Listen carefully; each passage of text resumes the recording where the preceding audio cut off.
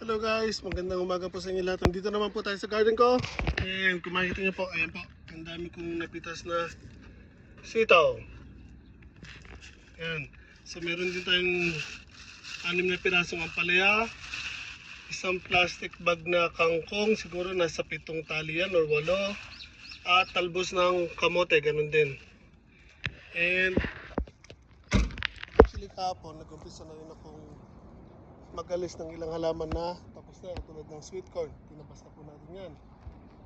And itong beans, baka later alisin ko na rin yan. Nakahapay na rin kasi itong sa mga harabilya ang pala, wala na akong magagawa dyan. It's too late para ayusin ko kasi masyado na mabigat sila. Kamote ko still going strong. Tinambusan po natin ngayon yan at nung isang beses kasi may mga order po tayo.